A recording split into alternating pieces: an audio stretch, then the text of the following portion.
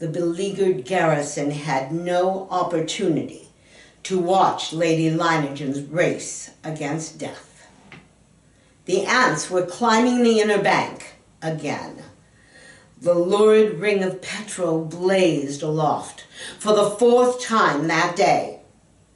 The reflection from the fire shone on the sweating faces of the imprisoned men and on the reddish-black cuirasses of their oppressors. The red and blue dark-edged flames leapt vividly now, celebrating what? The funeral pyre of the 400, or of the hosts of destruction? Lady Leiningen ran. She ran in long, equal strides with only one thought, one sensation in her being. She must get through. She dodged all trees and shrubs.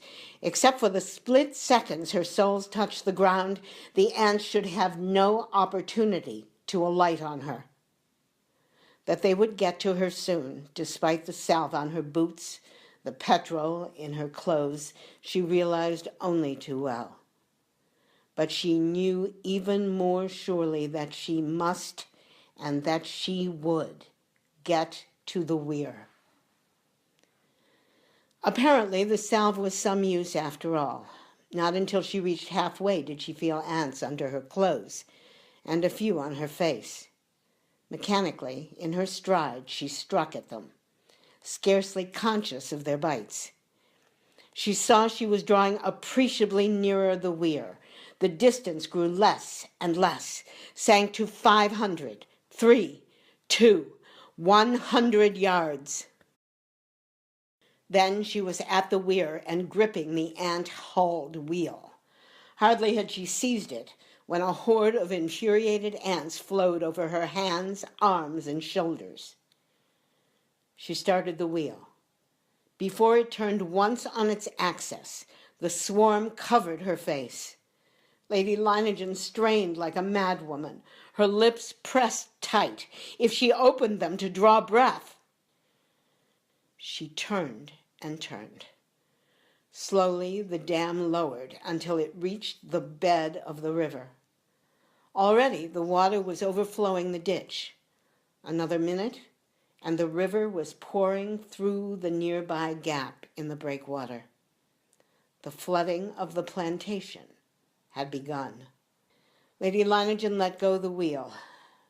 Now, for the first time, she realized she was coated from head to foot with a layer of ants. In spite of the petrol, her clothes were full of them. Several had got to her body or were clinging to her face. Now that she had completed her task, she felt the smart raging over her flesh from the bites of sawing and piercing insects.